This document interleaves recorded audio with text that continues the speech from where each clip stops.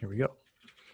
So I think we left off on FAR 91-413. And so this one is fairly easy. The main idea of this is if you have a transponder equipped in your aircraft, in order for you to use it, you must have had it inspected within the last 24 calendar months. So basically, that's the gist of this. That's all you would need to remember from this transponder check every 24 calendar months in order for you to use it.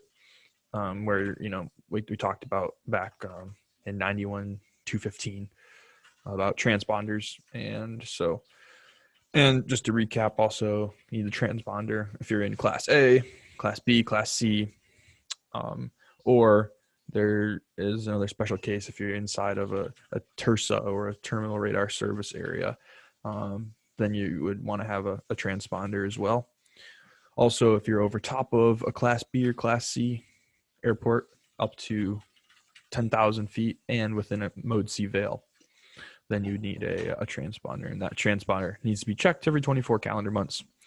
So yeah.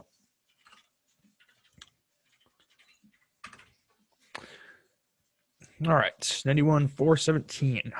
Each owner and operator should keep the following records: maintenance, preventative maintenance, and alteration, and records of the 100-hour, annual, and other approved inspections, including the airframe and each engine, propeller, rotor, and appliance of an aircraft. Records must include a description of the work performed, a date of completion, the signature of the certificate number of the person approving the aircraft for return to service.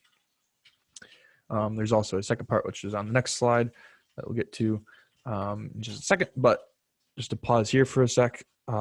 So we kind of talked about how you have to log maintenance records. So when an airplane goes in for maintenance, the person doing the maintenance has to first sign off that the maintenance was done, and they have to be approved to do that maintenance. So there's certain types of certificates that the FAA issues for certain types of mechanics, and depending on what their certification level is, depends on what they can sign off on. So in this case, this is just adding to that. So you have to make sure that all the records that are written down of what was done to the aircraft, this is what those records must include. So you have to have work performed, date completed, and a signature of the person and the certificate number of the person doing the work.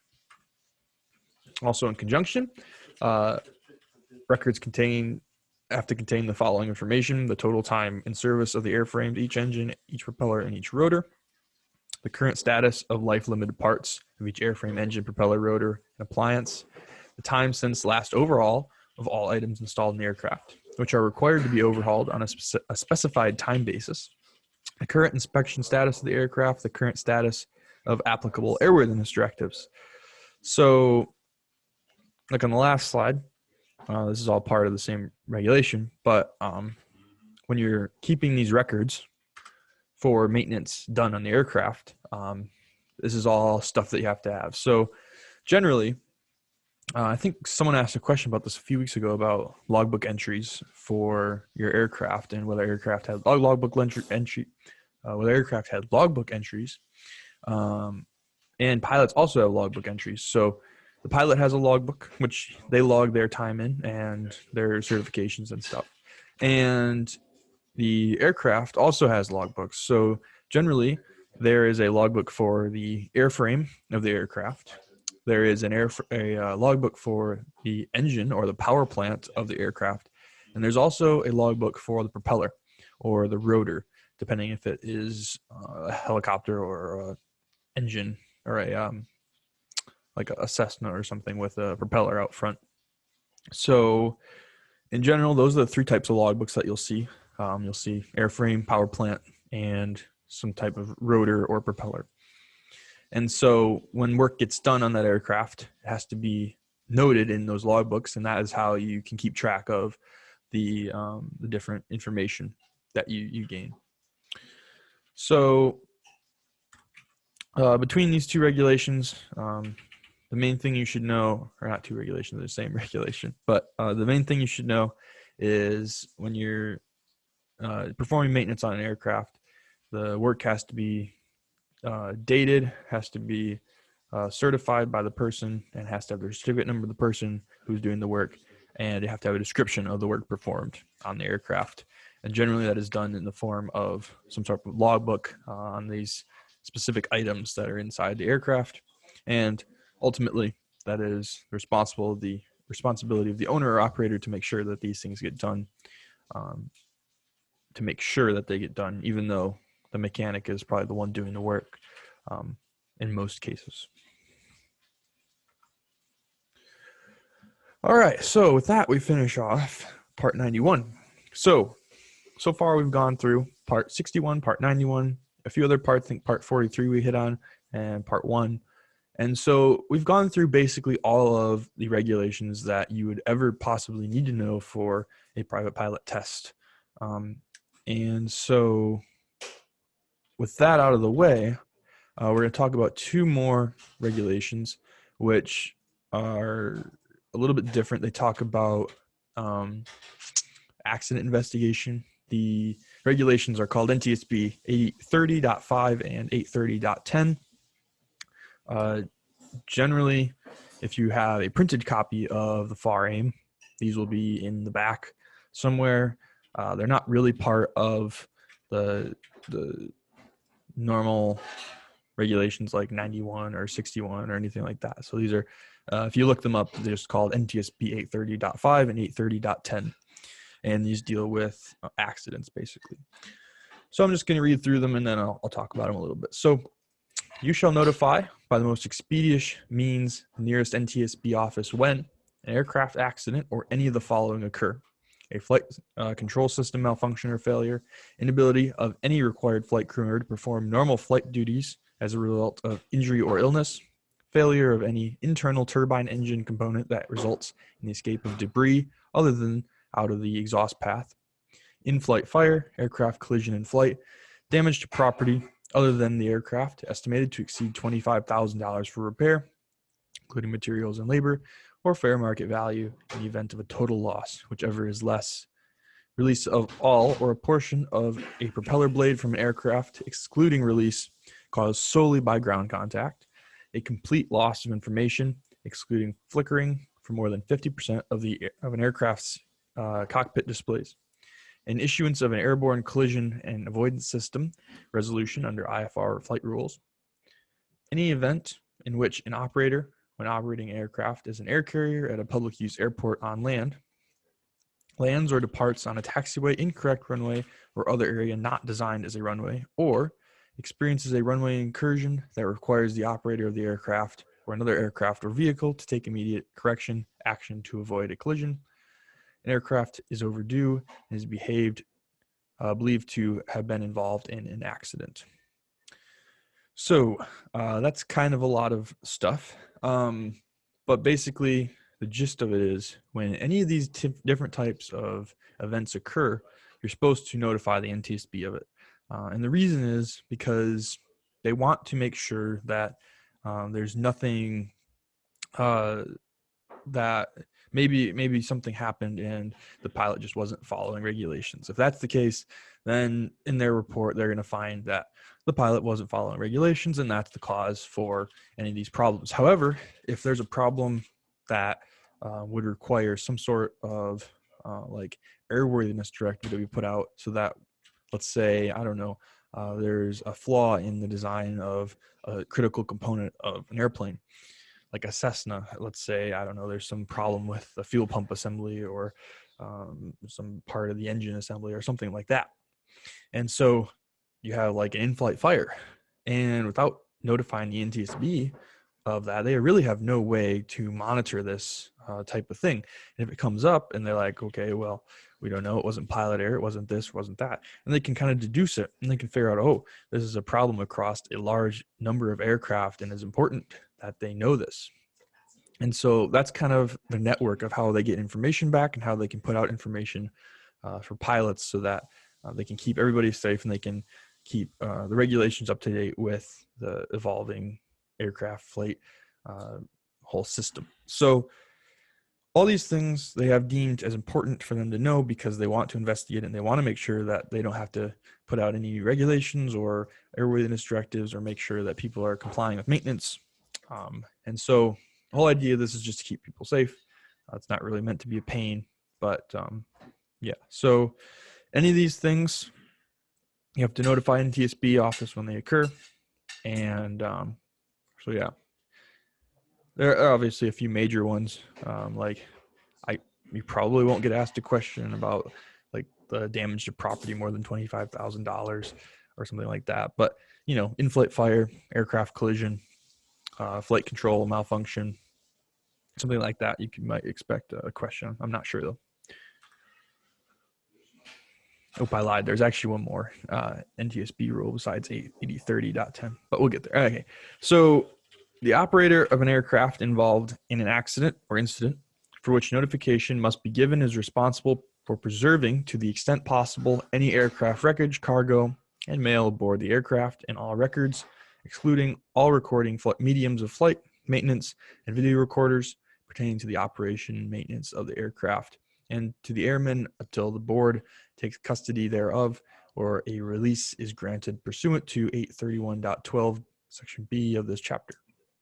Prior to the time the board or its authorized representatives take custody of the aircraft, wreckage, mail, or cargo, such wreckage, mail, or cargo may not be disturbed or moved until, except to the extent necessary, to remove persons injured or trapped, to protect the wreckage from further damage, or to protect the public from injury.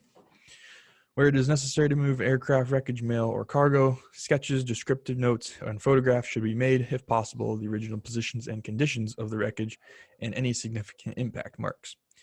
The operator of an aircraft in an accident or incident shall retain all records, reports, internal documents, and memoranda dealing with the accident or incident until authorized by the board to the contrary. So, again, these all have to do with accident investigation. And so when there is a plane crash, the idea here is that you shouldn't move anything except if it's to prevent somebody from getting hurt, or if, like, say there's a fire and it's going to burn part of the aircraft or something important that's part of the aircraft, then they want you to move it to preserve it. Or if it's close to another building or something where it could cause problems, then they want you to move that out of the way so it doesn't cause any more problems than it already has. And they want you, if possible, to make sure that you kind of have a note of where things were, whether it be photographs or descriptions, or just notes that you mark down about where stuff was before you moved it, so that they can kind of piece the situation back and use it in their investigation. So overall idea here, just if there's a wreck of an aircraft and the NTSB or the National Transportation Safety Board is not there, then you just want to make sure that nothing gets moved and that everything stays in its original position unless people are going to be injured, or if the aircraft itself or any of the evidence is going to be destroyed or damaged. All right, and this is the last one, NTSB 830.15. The operator of a civil, public, or foreign aircraft shall file a report within 10 days after an accident, or 7 days if an overdue aircraft is still missing. A report on an incident shall only be filed only as requested by an authorized representative of the board. The operator of an aircraft shall file any report with the field office of the board nearest the accident or incident. So if you're involved in something on one of the previous slides, specifically NTSB 830.5, any of those things that could happen, so like an in-flight fire or control malfunction, within 10 days, you are required to file a report with the nearest NTSB office. If it is an overdue aircraft, then you only have 7 days to submit a NTSB report. However, if you know the person and they have an overdue aircraft, it is likely that you've probably already contacted people before that, but you're required to submit an official report within 7 days to the nearest NTSB office. And the caveat there is that you only have to file that report if it's requested by someone who's authorized to request it. That report being on an incident, not an accident. I should specify that. An accident being one of the things listed previously, an incident being something where there is not like damage, or there could have been damage, but there wasn't, like a runway incursion, but the runway incursion didn't really cause any problem. That would be an incident, whereas an accident would be the runway incursion having some damage associated with it. So we just finished all of the regulations. Is there any overarching questions over the last few we covered here? Can you clarify what an overdue aircraft is? Yes, maybe I should do that. So let's say that you and your buddies have a Cessna, and your buddy decides to go flying. I don't know, going to go on a cross country, and he lives up here in Michigan. He's going to fly down to Florida, and that's a pretty long flight for a Cessna. And so he takes it down there, and maybe he doesn't follow or doesn't file a VFR flight plan. Now, technically, you don't need to file a VFR flight plan. It helps a lot in this type of situation, but let's say that he doesn't. So that aircraft is now flying down there, and let's say that the aircraft doesn't reach its destination for some reason, or your buddy doesn't let you know that he's reached his destination. You try texting him and he doesn't respond. Technically, there is, the word overdue is kind of vague about the actual time frame, but if it's been a day and your buddy still hasn't contacted you, and he was supposed to be flying down there, then that would probably be considered an overdue aircraft. Even less than that, like let's say you're supposed to land within 6 hours. Generally, airplanes, you can calculate out their time that they'll need to fly down there very precisely. So if it's even plus or minus, or let's say he's like 6 hours or 8 hours overdue, then you should probably start to get worried, and that would be a scenario where you'd contact the airport he was supposed to be going to, see if they have any information on it, check airports along his route, and then start bringing that up the chain, maybe even contacting the FAA about that. But if it's the case, then you should definitely contact the FAA within 7 days if they request a report from you.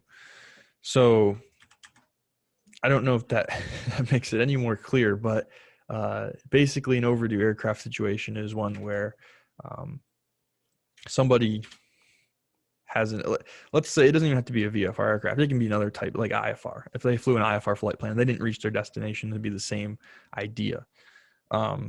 I think there actually is a time frame if you have a VFR flight plan, that if you don't close it within an hour, I believe they start, or maybe it's more than that. I have to look at it, but there is a time frame if you have a VFR flight plan where they consider you to be overdue, and I believe it's like an hour or 2 hours after you don't close, after your flight plan. If you don't close it, then they consider it an overdue flight plan.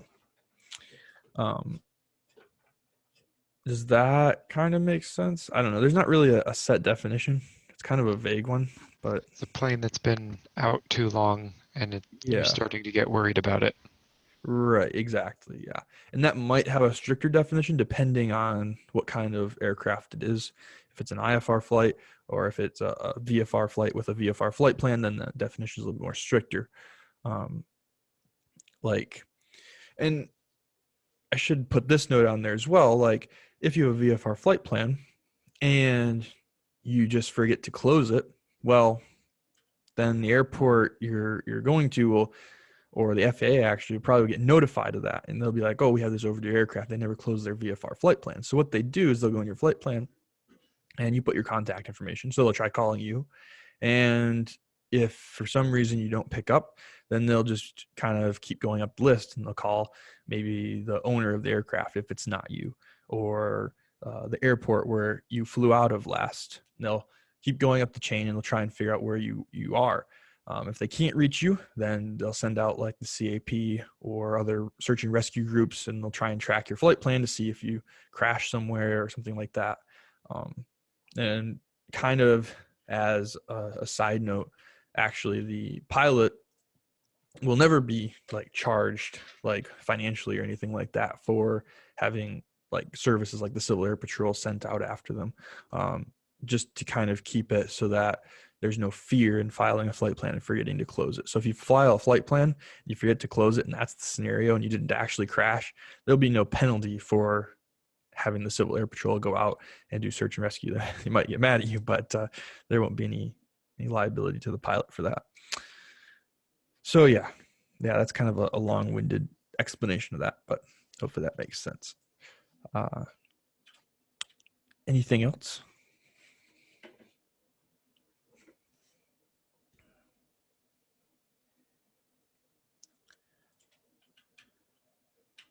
All right. Well, I'm going to pull up something, and I think this will be helpful as far as trying to remember some of this stuff. So I think I've showed you guys this before. Let's see if I can share my screen here. All right. So I think I've showed you this website before, examsforpilots.org. And I think this will help with trying to remember some of these regulations and trying to just kind of get these in your head.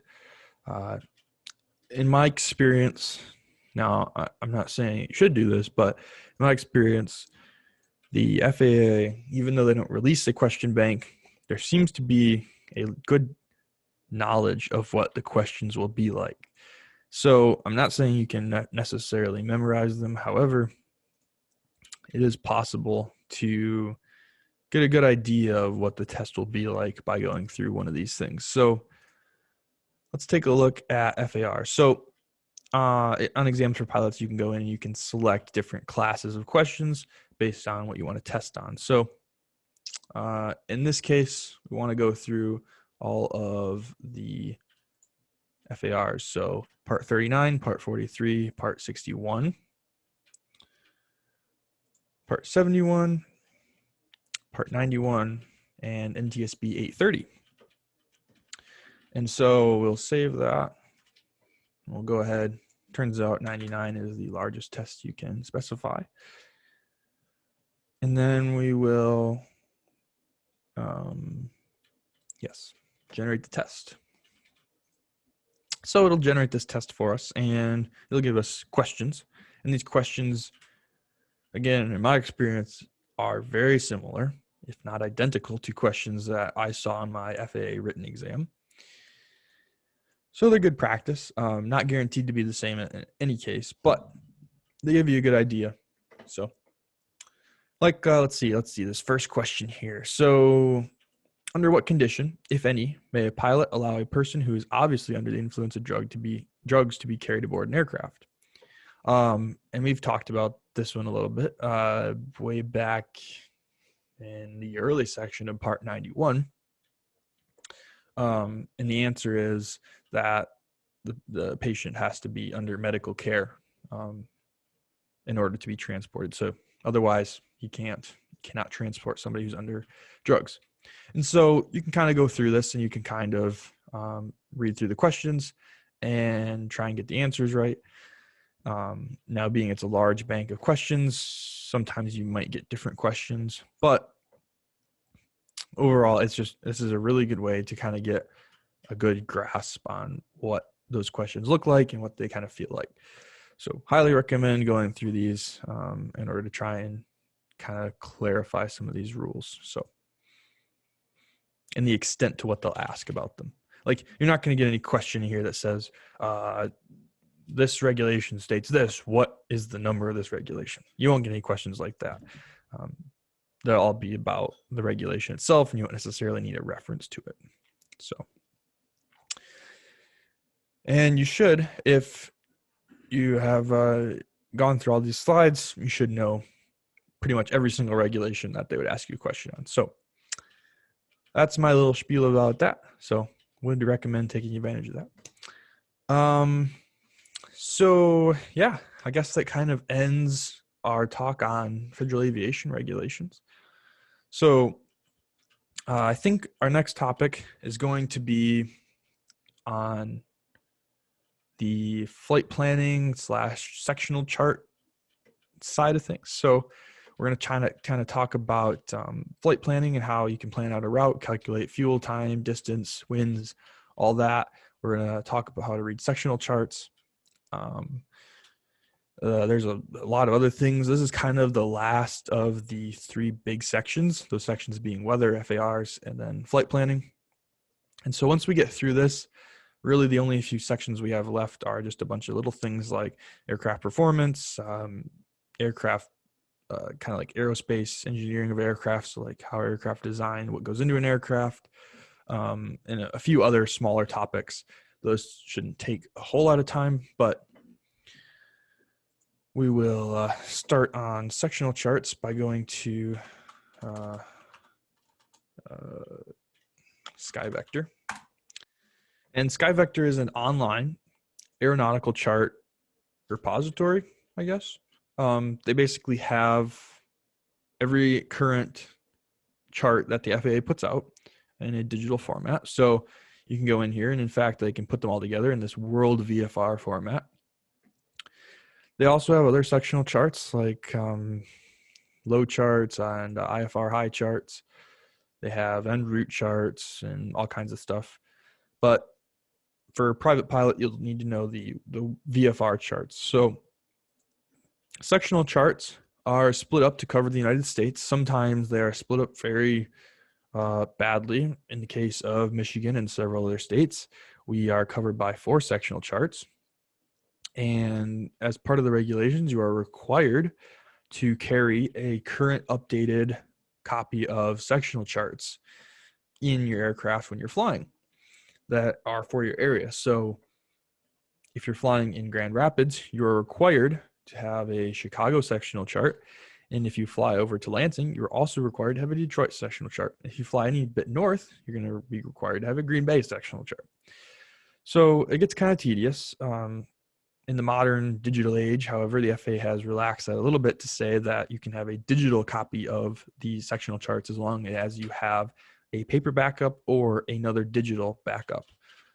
So you can have digital copies or paper copies, either way, but they're all the same and they all have the same information. So sectional charts split up the United States into sections, and each section has their own sectional chart that gets put out. So we'll look at the UP here, which luckily for us is all in one sectional chart, the Green Bay sectional chart. And we've kind of talked about what these look like before, but we're going to go into some great depth about what all the symbols mean, what all the terminology means, what all the lines mean.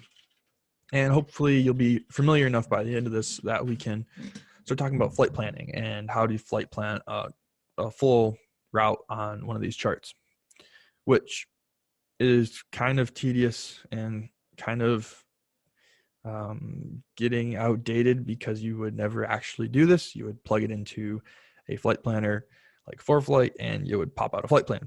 But that's beside the point. They will test you on this, and so it's good to know. So the first thing is if you actually had one of these paper charts, it would have one of these legends.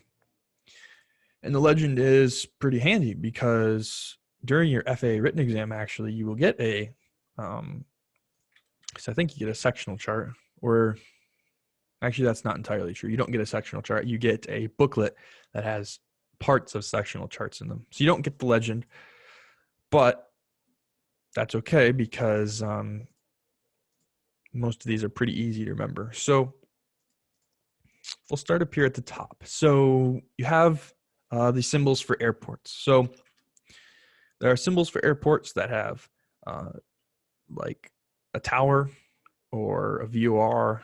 There are symbols that will indicate whether it's a hard surface or a soft surface, whether it is a seaplane base or not a seaplane base. So basically you can tell a lot of information just based on the symbol. So for instance, we have these top ones here. So this magenta and blue. So the first thing to know is the magenta means the tower, or the airport has no control tower. So when you see magenta, first thing you should think is that the airport has no control tower. If the airport has a control tower, they'll be in blue. And so that's kind of a handy first indication. If the airport does not have any paved runways at all, then all you'll get is this circle. So it'll either be a magenta circle or a blue circle, and that's all the information you get.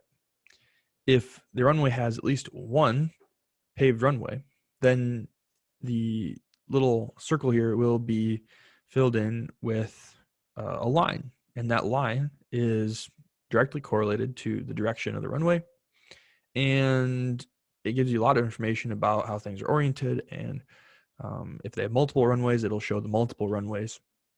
And again, blue for tower and magenta for untowered. And the other thing you should know is the hard surface runway indicator here. So it's filled in with a line. It means that it's greater than 1,500 feet up to 8,000 feet. Anything longer than 8,000 feet means that it gets a special designation, which is the next symbol down. So we get the magenta that outlines the runways, or blue that outlines the runways. So at a big airport like Grand Rapids, for instance, where they have a 10,000 foot runway, that runway gets marked in this kind of blue outline so that you know that runway is longer than 8,000 feet and it's also paved. If they have at least one 10,000 foot runway and the rest of them are like 12,000 feet for some reason, they still will be marked like this. They will not be marked like the one above it. So one above it is usually for smaller airports that have smaller runways. One above that is for runways that are not paved or less than 1,500 feet. And then again, these ones are for longer than 8,000 feet. Blue for towered, magenta for untowered. And then the final symbol means that there is a VOR or a VOR with a DME or a VORTAC on site. So we haven't really talked about nav aids yet, but a VOR, which stands for, ironically enough, very high frequency omnidirectional range, is a navigational aid that uses radio frequencies to allow pilots to dial in to a certain VOR and get directions based on the way that the airplane receives the radio waves. They're sent out in radials, and so you can get a heading to a VOR from your aircraft. So some airports have these on site. Houghton, for instance, has a VOR on site. So if you go out to the Houghton Airport and you look out on the middle of the field, you'll see a big white circle, and that white circle is the VOR for the Houghton Airport. These are slowly being done away with. They'll probably be gone at some point in the future, but they exist today. So if you see the circle, it one indicates the location of the VOR, and it tells you that there is a VOR there at that airport.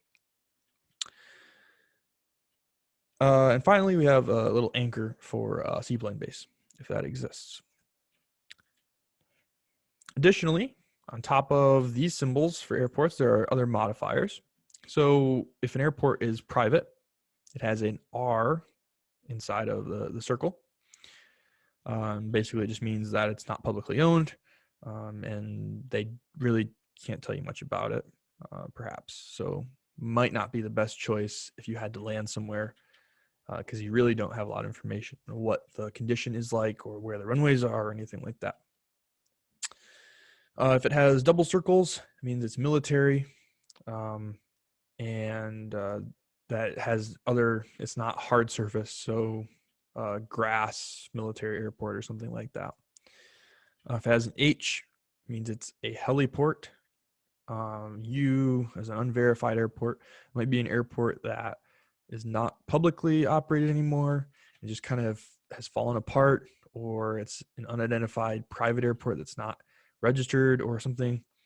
In any case, if you see a U, I wouldn't bank on it being somewhere you want to land, like a private airport is as well. If it has an X, it means it's been abandoned, and you should, again, try and stay away from abandoned airports. They're probably not going to be very helpful because the FAA really doesn't have a whole lot of information on them. F is for ultralight. Usually those will have smaller runways, or there'll be a lot of slow operations. You probably don't want to fly your Gulfstream in there if that was the case. The last modifier to these circles are these little hashes on the outside of the circle. And if it has one of these, you can immediately identify that that airport has gas available. Bigger airports, you would probably be almost guaranteed if it has more than 8,000 feet, it has gas, but you can always look up in the chart supplement if you were considering whether it had gas or didn't have gas. But for smaller airports, if it has these tick marks, that means that it has gas. Lastly, you have this little star, and I'll show you where this is. It's not like in part of this circle or anything. If it has a star, it means that there is a rotating beacon at that airport that operates from sunset to sunrise. So let's take a look at these and what they look like. I'm going to turn off weather. All right, so Houghton Airport. So what can we tell about the circle? So first off, we notice that it has a circle. So the runways are not outlined, which means that these runways are less than 8,000-ish feet long. And that's the case. So we also can see that we have runways that are oriented kind of a, let's see, what is that? It's probably like a, I don't know, 0607 and like a 25. And the other one is 1331. And so we can see just by looking at the ways that these are pointed, which directions they are. So we can get the runway numbers and everything, at least closely. If we don't know exactly, we can look that up in the chart supplement. But we can get a good guess at which runways they have and what's available for us. We can see with the little dot that they have a VOR on site. And so we also know that it's located in the kind of northeastern part of the field. And so we would know if we flew over where that would be, and we could, it would actually help us to identify the airport if we weren't sure of what it was. But in this case, it's the only airport for several hundred miles, and so it would be pretty hard to not identify. We also see that it has little hash marks on the outside, and so we know that it has gas available for us. It also is purple or magenta, and being magenta means that it does not have an operating control tower. So this is an uncontrolled field. It does have a lit beacon indicated by the star. So we can know that they have a beacon that operates from sunset to sunrise. So just by knowing how to read these symbols about an airport, we can tell a lot of information. We can tell whether it has a tower, doesn't have a tower. We can tell runway direction. We can even tell runway length. We can tell runway conditions. So any runways that are white like this, or I don't know what color that is, we can tell that that is a paved runway. So they have paved runways. We know they have a beacon. We know they have gas. So we can tell a lot of information just by knowing how to read the airport symbol. And we didn't have to look in the chart supplement. So that's a pretty handy trick.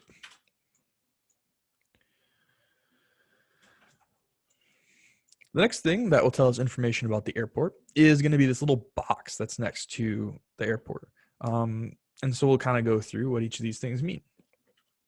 So this is a very heavy populated box. A lot of them will not look like this. A lot of them will be a lot smaller than this, but this is like all the possible cases of what could be in a box. So up at the top, we have FSS. So if you see FSS, means that it's a flight service station. Flight service stations are kind of like a place that the FAA can sit and they can make sure that flight operations are going smoothly. You can use them as a source for weather, flight information. You can open flight plans with them. They're pretty helpful.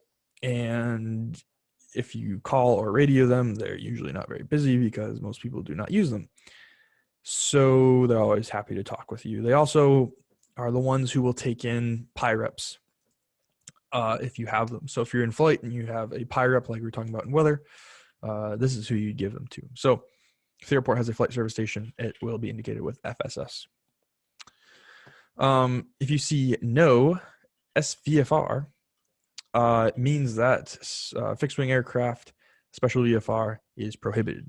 So we talked about special VFR being that you basically go below what is normal. So 3 mile visibility, 100 feet below, or 100 feet above, 500 feet. Let's see, 3 mile visibility, 100 above, 500 below, and 200 or 2,000 horizontally. So if you go below that, you'd be violating rules. However, special VFR allows us to go below that at towered airports with tower permission. So we can go down to 1 mile visibility and clear clouds. If you see no SVFR, you know you can't do special VFR there. CT, and then they'll have a number, will be the control tower frequency, or the primary frequency for that control tower. So if you have a towered airport, they'll have one of these, and you can use this frequency to radio tower for anything you might need. It's very helpful on first glance. Now, at larger airports like Grand Rapids, Detroit, Atlanta, any big one, they're also going to have an approach control, and that approach control will not be listed here. And those are the people that you'd actually contact first if you were flying into the airport. You wouldn't call up tower. If it's a smaller airport, like a Class Delta airport, then they'll only have a control tower, and in that case, that is who you'd ring up first. But at larger airports, just know that this is not the number that you'd normally call up first if you were taking off or landing there. But it's listed for your convenience. If it has a star, it means that the tower only operates part-time. So again, taking Grand Rapids, for instance, Grand Rapids Tower only operates, I believe, from 5 a.m. in the morning till midnight. And then the rest of the time they're closed, and the airport is actually a uncontrolled class golf airport. And so having that star, you just have to be cautious that that tower may not be open all the time. Those hours vary. And so you have to check the hours of operation for that tower to know when they're open. If you have a C with a little circle, this will tell you the common traffic advisory frequency. And the common traffic advisory frequency is what is used at uncontrolled airports to communicate with other aircraft. So at Houghton, at Grand Rapids, for instance, when the tower is not open, all traffic communicates on this, what's called a CTAF, or common traffic advisory frequency. And so the CTAF will be, this little C will be following the frequency that's used for that CTAF. So in this case, or this example, this box, the control tower frequency is also used as the CTAF frequency. So when this tower closes, you would resume communications on 118.3, and that would be your CTAF frequency for everybody there. Next is going to be the ATIS. So ATIS is weather, basically. So you would, it has other stuff, other things besides weather as well, but mainly we use it for weather. So if the airport has an ATIS available, they will list it here. You have to get this ATIS information for a controlled airport before you enter their flight, their airspace. So you might see this at smaller airports as well. There was a few airports downstate that I've flown at that have ATIS as well. Houghton has ATIS. A lot of small airports have ATIS available for you as well. So this isn't exclusive to towered airports. So that's going to have the word ATIS followed by the frequency of the ATIS. So ATIS 123.8 would be the frequency you would dial in. Might also be an ATHIS. Haven't seen too many of those around, but that might be something else that's only in Alaska. So, If they have an ASOS or an AWOS, this is something that you can use as well to get weather. However, usually they will require you to get the ATIS information if available. However, this is a good backup. So if they have an ASOS or an AWOS, they'll also give you a frequency to call into that or radio into that. For instance, Houghton has the ASOS available, and so if you want, you can call up Houghton County ASOS on your cell phone, and it'll give you a recorded message of what the current ATIS is, which is kind of cool, a little feature. And these are all publicly available, so you can look them up. But if they have an AWOS, you can radio in, and it gives you the same information. Unicom means that the airport has a frequency. This Unicom frequency is not to be confused with a CTAF frequency. The Unicom frequency is used mainly for stuff like gas, or if they have a fixed base operator there that kind of operates all the parking and stuff. This Unicom frequency is what they use. So at bigger airports that have somebody that runs stuff like down in Grand Rapids, they have a company called Signature Flight Support. And Signature Flight Support is on the Unicom. And so when you roll up there, you call them up on the Unicom, and that's how you communicate with them if you're not inside their building, or if you need to ask about like getting gas or parking or something like that. So this is different from the CTAF. The CTAF is for airplanes to communicate. The Unicom is more often for ground teams to communicate, or for FBOs to communicate with you. If you see VFR advisory, that it's kind of one of those obscure things I haven't really seen too much. But basically, it's a service for VFR if ATIS is not available.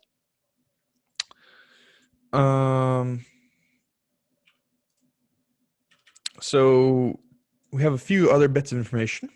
So the first thing to know is this elevation. So this elevation number, which is going to be right underneath of the frequencies, is going to be the elevation of the aircraft, the elevation of the airport in feet.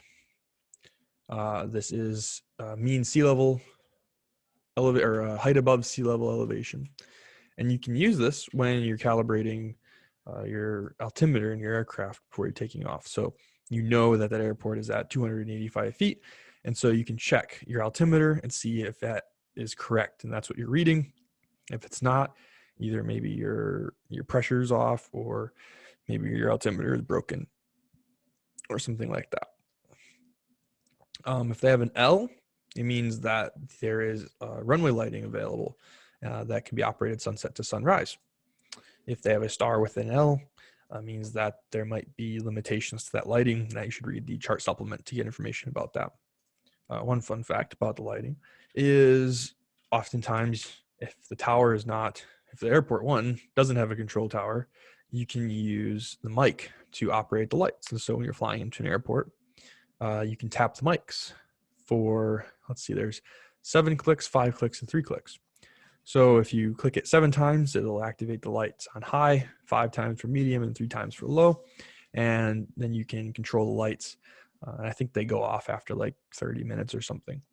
And so when you're flying over airports that have that stuff, you just radio into the CTAF and click your mic 7 times or 5 times, and it'll turn on the lights for you. If it's a towered airport, they'll just have the lights on anyway. So that's kind of a cool little side note. They also have the length, the longest runway available. So in this case, the runway is 7,200 feet long. So it's always in hundreds of feet. So it's a quick way to get information about runway length. Let's see, is there anything else here? Oh, yes. In this little box here underneath of the elevation, lighting, runway length, Unicom frequency, there's also information about maybe special patterns. So in this case, this airport uses a right pattern, which is not the standard pattern. Standard pattern is a left pattern. And so they're telling you that there's a right pattern for runway 23 and 24. And that's just something you should know.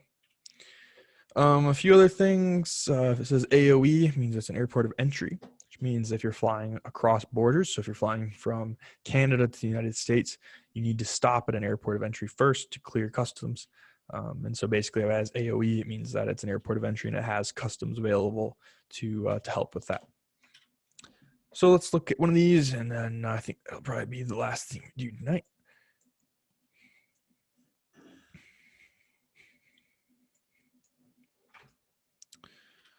So here we can see Houghton's box. So it's a lot smaller than the other one because I don't have as many services. So we can see that the name of the airport, which is at the top, I forgot to mention that, but all these boxes will have the name of the airport followed by the identifier of the airport, the three-letter identifier.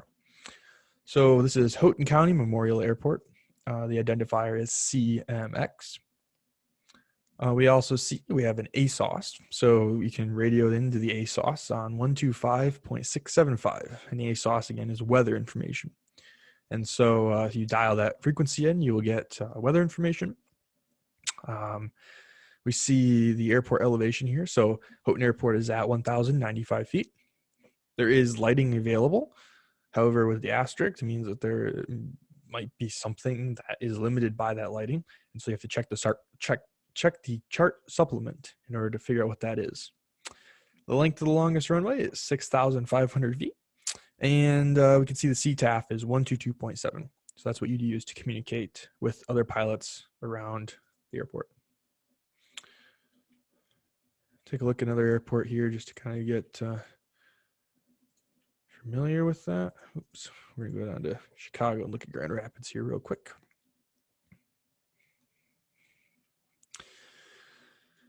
Let's see. So here we have Grand Rapids. So this box is in blue, same color as the airport. So we see the name. So Gerald R. Ford International Airport. The three-letter identifier is GRR. We can see that the control tower, they have a control tower, and that control tower is, its frequency is 135.65. Now, at these bigger airports, like I said, this isn't the primary number you'd contact when you're entering their airspace. You would contact approach control, or if you're taking off, you would contact clearance before you contact tower. So it's kind of a useless information, except for the fact that their tower does not operate 24/7. And so with little c here, we know that 135.65 is their CTAF frequency. So when their tower closes, everything reverts over to 135.65. Little star there, again, meaning that the tower is not operable full time. Grand Rapids has an ATIS available to get weather on. So their ATIS frequency is 118.725. Airport elevations at 794 feet. They have pilot controlled lighting available with a little star there, so might not be 100%. I have to check the chart supplement to see what that means. The length of the longest runway is 10,000 feet. And they have a Unicom frequency, which is for ground teams and fixed base operators and such on 122.95. So that's kind of where I'll stop for tonight. Does anybody have any questions on how to read airport symbology and or airport boxes or anything about charts or FARs or anything like that?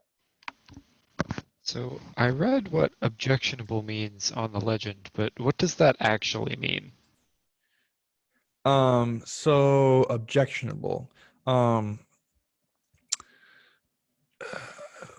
I've never actually seen that at an airport. Let me just see if I can find an example.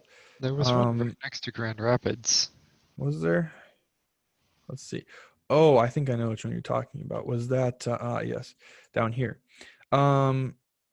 So yeah, so any airport that you see this little objectionable by, again, these modifiers that have like objectionable R, H, anything that's not one of these normal symbols, it's kind of one of those like, maybe I shouldn't land there. Probably not a good airport for landing. This one in particular, they don't have any information, I guess, on it. So objectionable is kind of like there might be something that's not, what's a good word for it? It's not, there's something, well, I'm trying to find good words to explain it, but it doesn't, it adversely affects something about the area in some way. I don't know. There's not really a good explanation I can come up with right now. But in this case, the airport is objectionable. I'm not sure why it's objectionable.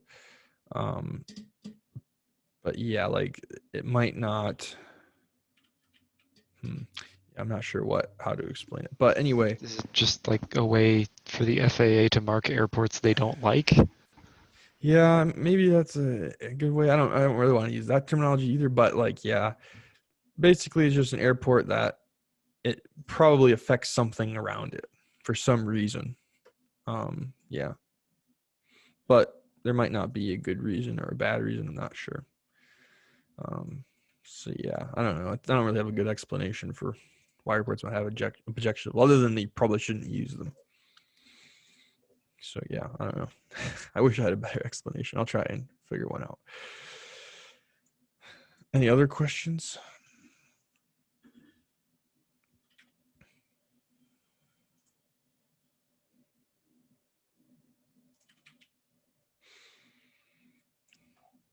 All right.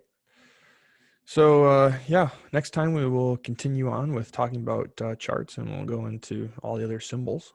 And yeah, again, this website's called SkyVector. So if you want to play around with it, you can. And examsforpilots.org for the FAA test prep. So yeah, that's all we have for this week. We have a drone safety seminar on Tuesday at 6:00. If you saw my email about that, and we're gonna have our bi-weekly aviation club meeting after this, and we'll probably talk about the drone stuff more. But yeah, till next week, that's all we have.